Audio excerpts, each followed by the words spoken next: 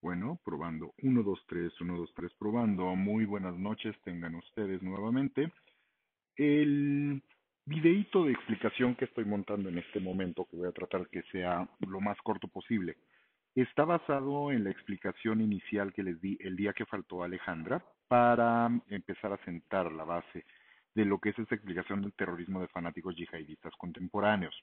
Entonces, este lo pongo porque varios de ustedes ya la vieron, pero algunos otros no habían podido verla, y nos dejaría incompleta la explicación que ya les subí en 4 capítulos sucesivos que empezaron desde el número 2. Este sería el que cronológicamente iría en el primer orden,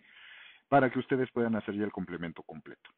Vamos entonces muy rápidamente a hacer referencia. Había comenzado el año de 1975, no porque sea el año en el que comenzó todo, sino porque es donde comenzamos a notar que ya hay una serie de características y peculiaridades que nos permiten entender que hay una serie de divisionismos a tomar ya muy en consideración dentro del territorio árabe y la interpretación de cómo debe ser utilizada la palabra del profeta o de los atribuidos descendientes de la verdad dicha por el profeta hacia la época contemporánea que nosotros vivimos. Comenzamos el año de 1975 haciendo referencia a algo que había ocurrido en el territorio de Arabia Saudita. Y en este caso, lo que ocurrió fue el asesinato del rey Faisal. Habitualmente todos lo conocemos única y exclusivamente como el rey Faisal, que va a ser el tercer soberano de Arabia Saudita. Su nombre completo es Faisal ibn Abdul Aziz al Saud. Al ser al Saud, al ser descendiente del primer Faisal, él sería de los fundadores de la rama que identificamos justamente como Arabia Saudita. La importancia que va a tener este rey Faisal, su imagen ya aparecería planteada desde la película Lawrence de Arabia, ahí entonces como príncipe, no como rey todavía. Faisal va a ser importante porque se va a considerar el modernizador de las finanzas de Arabia y va a morir asesinado por un sobrino, su sobrino el príncipe conservador Faisal bin Musaid. Él a su vez era hijo de otra persona que había intentado cometer ya ciertos atentados en contra de la línea de lo que estaba haciendo el rey Faisal desde la década de los 60, cuando establecieron la televisión, y que no estaba de acuerdo con la forma en la que Occidente estaba comenzando a tener influencia sobre estos territorios. Ya desde entonces, desde 1975, entonces empezamos a notar que hay de las interpretaciones de la visión religiosa, hay divisionismo al interior del mismo territorio árabe. Para 1979 tenemos el caso de Afganistán, que va a ser invadido por la Unión Soviética, en donde hay que considerar que aparece por primera vez, por lo menos en el mundo occidental, la figura del jeque árabe Osama Bin Laden, que se terminó uniendo al movimiento de la yihad, recordando que la yihad es la convocatoria a la Guerra Santa, en este caso hecha por los soberanos afganos, los soberanos religiosos afganos, que piden al mundo musulmán que les ayude en la invasión por parte de los infieles, que en este caso son los soviéticos. Osama Bin Laden, hay que recordar, él no es afgano, él es árabe, pero apelando a la unión que deben de tener los árabes por el movimiento de la yihad, él decide ir a pelear en contra de los infieles al territorio afgano y se une a la llamada Mujahideen, que es la resistencia afgana, que hay que entender muy bien, fue apoyada en su momento por la CIA, no porque confiaran o creyeran en ellos, sino simple y sencillamente porque la CIA, esta base de la inteligencia norteamericana, está para tratar de debilitar todo lo que haga la Unión Soviética en este sentido, aquí aplicando inicialmente la base del enemigo de mi enemigo. Desgraciadamente para los norteamericanos,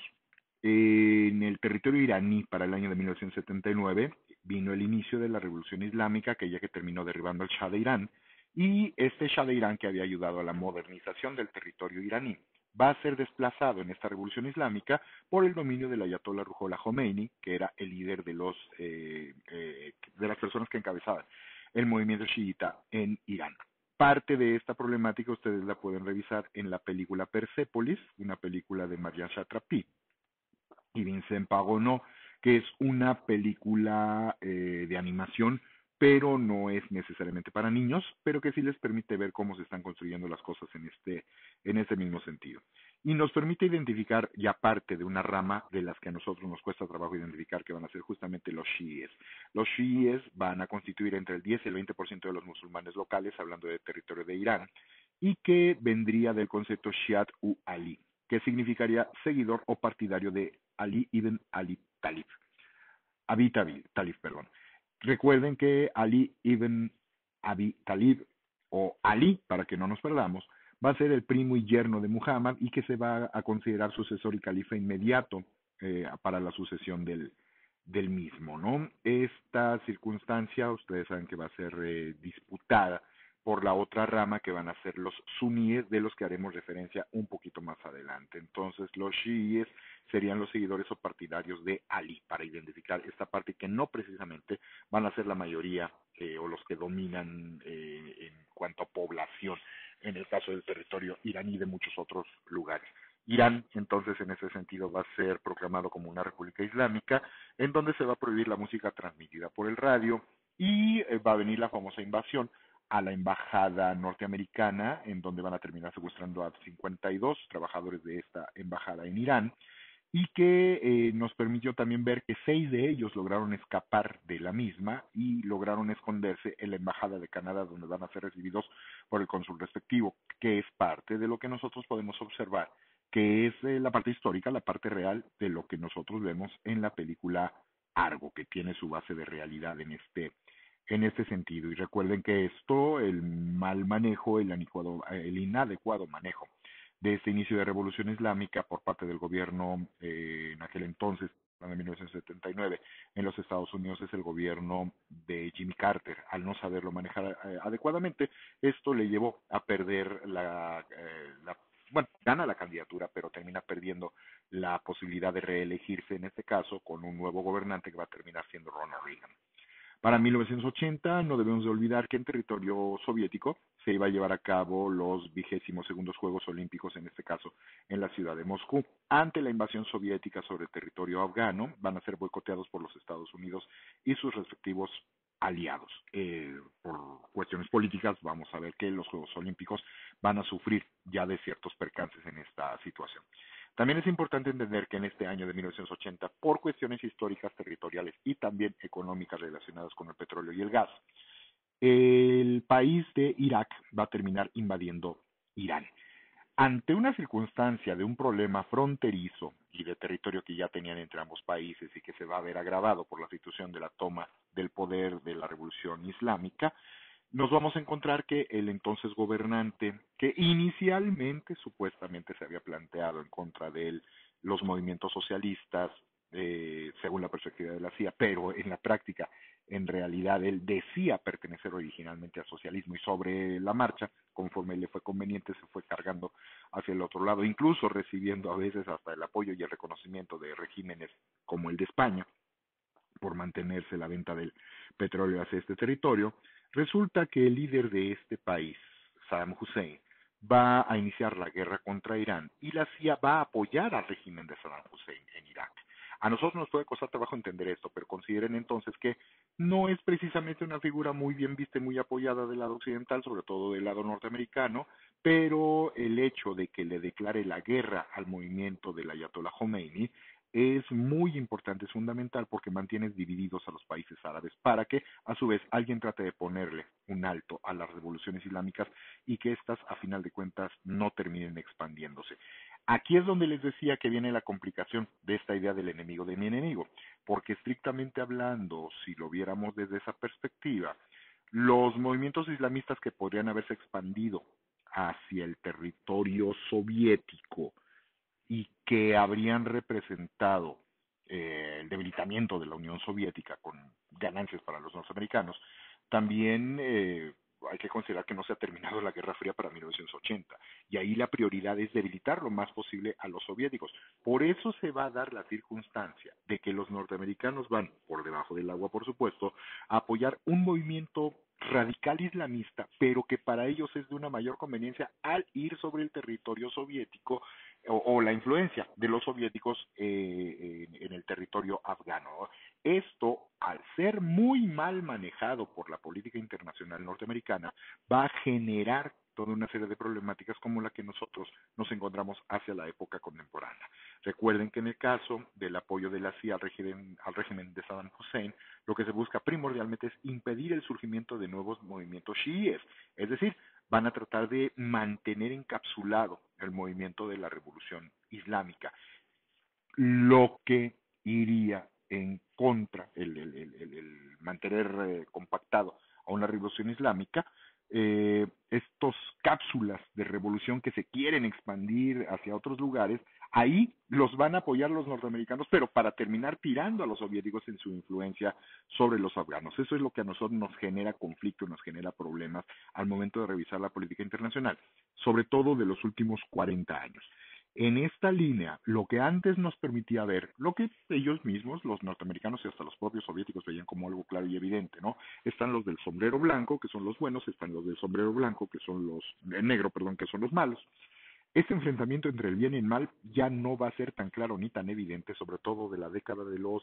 70 en adelante, ¿no? Esto hasta Hollywood lo va a terminar reflejando, en donde esta inocencia que se puede tener al momento de hacer las interpretaciones, pues ya no va a ser tan claro, ¿no? Los malos no son tan malos, los buenos tampoco son tan buenos, y esto se va a comenzar a reflejar también en la política internacional. Por lo tanto, de aquí en adelante nos tenemos que llevar con más cuidado este planteamiento del enemigo de mi enemigo es mi amigo. Para el año de 1984 en los Estados Unidos, pues venían ahora 4 años después, los 23 Juegos Olímpicos de Los Ángeles. Ante lo que hicieron los aliados norteamericanos y los norteamericanos mismos al boicotear los Juegos Olímpicos de Moscú en 1980, para el año de 1984, ahora van a ser los soviéticos y el bloque del Pacto de Varsovia los que le van a devolver, entre comillas, la cortesía a los norteamericanos boicoteando estos Juegos Olímpicos en territorio americano. Van a ser boicoteados entonces por soviéticos y aliados de los soviéticos propiamente. Para el año de 1985 nos vamos a encontrar que en el territorio del Líbano se funda un movimiento, el movimiento Hezbollah, que hace una serie de planteamientos en contra de lo que es el avance del mundo occidental en su territorio o el apoyo, particularmente, nunca debemos olvidarlo, el apoyo hacia el terreno de Israel, hacia el territorio y hacia la nación que es Israel. Allí ellos van a poner de manifiesto su apoyo al nacionalismo islámico, al antioccidentalismo. Aquí no importa de qué lado de Occidente provengas. Si eres norteamericano, si eres brasileño, para ellos es exactamente lo mismo. Para ellos son americanos todos que se apoyan mutuamente. Y todos son vistos como una rama más de los Estados Unidos, a los que también acusan de ser gente que apoya al movimiento israelí y al movimiento sionista, por lo tanto ellos se declaran antisionistas y antiimperialistas occidentales. Es importante notar que este movimiento Hezbollah también van a ser chiíes, o sea, seguidores de Ali, primo y yerno de Muhammad, ¿no? Si estos grupos de chiíes se unen con estos otros grupos de chiíes, en el caso de Irán, pues nos daremos cuenta que es una problemática grave para el mundo occidental. También hay que entender que en aquella época, para 1985, en Estados Unidos la imagen del terrorismo está sumamente estereotipado, como nosotros podemos verlo en época contemporánea, y una de estas imágenes claramente notoria, en donde los malos son de origen libio, recuerden que Libia también está empezando a expandirse en este sentido, es la famosa película de Volver al Futuro de Robert Zemeckis, justamente del año de 1985. Para 1986 sabemos que hubo un atentado terrorista en una discoteca de la República Federal de Alemania, donde murieron 230 alemanes occidentales, una mujer turca y esto, que es muy importante para los Estados Unidos, muere un soldado norteamericano. Al ser agredido uno de sus ciudadanos, y más si es un soldado, los norteamericanos lo van a tomar como un ataque hacia sus propias fuerzas y hacia su propia estructura ideológica, y esto va a llevar a que venga una represión en donde 150 aviones norteamericanos van a bombardear el territorio libio e incluso en este bombardeo va a morir uno de los hijos del entonces gobernante, del entonces presidente libio Muammar Gaddafi. Se pensó que con esto se iban a tranquilizar las cosas, que Gaddafi iba a tener que bajarle 2 rayitas a sus planteamientos y que ya no se volverían un factor en ese sentido para la posibilidad de una expansión hacia el territorio norte de África. También, para la desgracia de los norteamericanos, el entonces Procurador General de los Estados Unidos, Ed Meese, reveló que los Estados Unidos le vendieron armas al Ayatollah Khomeini. Esto para nosotros sería muy difícil de entender, pero cuando nosotros vemos cómo le hacen para financiar movimientos ilegales, ya no nos suena tan ajeno ni nos suena tan extraño. Esta venta de armas a Khomeini fue a cambio de liberar prisioneros norteamericanos en Líbano que estaban en manos de terroristas leales a Irán y al propio Ayatollah Khomeini. Entonces consiguen salvar la vida de estos prisioneros, pero tuvieron que ceder algo, y ese algo fue armas que aquellos necesitaban para poder mantener su lucha y su guerra en contra de los iraquíes, a los que los mismos norteamericanos están apoyando. Y no debemos olvidar otro factor importante, como ese es dinero obtenido ilegalmente, pues no lo pueden entregar al gobierno abiertamente. Ese dinero de la ganancia ilegal va a ser usado ahora para financiar al gobierno, al régimen de la dictadura de Anastasio Somoza en Nicaragua en contra de la guerrilla sandinista que está tratando de liberar a su propio país de la opresión que están sufriendo por parte de los somocistas. Y esto fue lo que se conoció con el nombre del escándalo Irán-Contras. Y es nuevamente paradójico cómo los norteamericanos están utilizando un dinero que es obtenido ilegalmente para sostener la, entre comillas, legalidad de un dictador en territorio centroamericano.